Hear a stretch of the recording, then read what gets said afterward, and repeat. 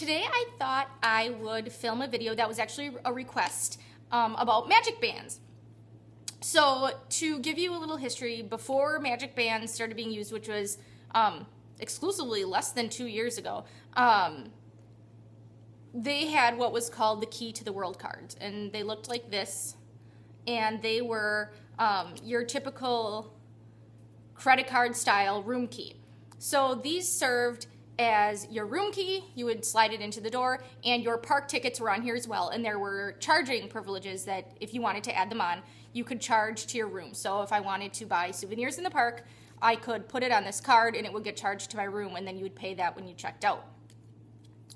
So like I said, exclusively it's been less than 2 years that magic bands have been used, but there were trial phases before it was rolled out. So now they're using magic bands, and what magic bands are, and this is how they come in a box. They mail them to you, and we have 4 magic bands here. These were mine. I made them a little smaller, and then these were my husband's. You can see that his were a little bigger because I had taken this outer gray layer off. And then your name, you can have your name put on the inside, and it doesn't have to be your legal name. You know, if you want to put a nickname, that's totally fine.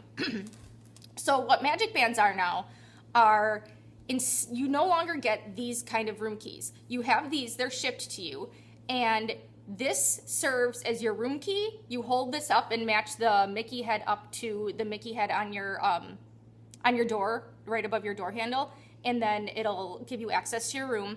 Your park tickets are on here as well.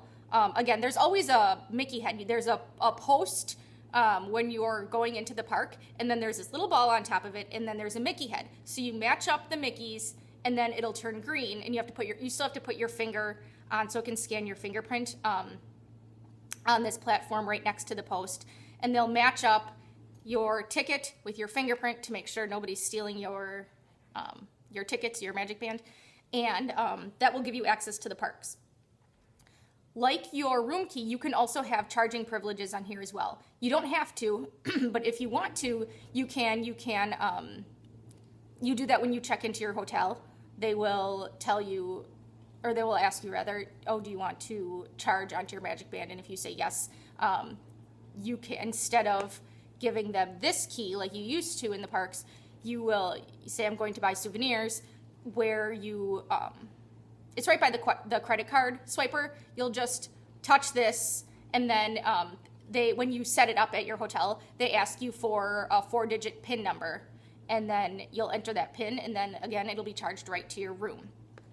Now and you can do this at restaurants as well. I was a little confused as to how this would work in places like a sit-down restaurant where you pay at the table. You don't actually go up, and what they do, the waiters will come around and they have a handheld device where they'll scan your magic band with the handheld device, and I don't recall if you have to put your PIN number in. I imagine you probably do. Put your PIN in, and then again it gets charged to your room.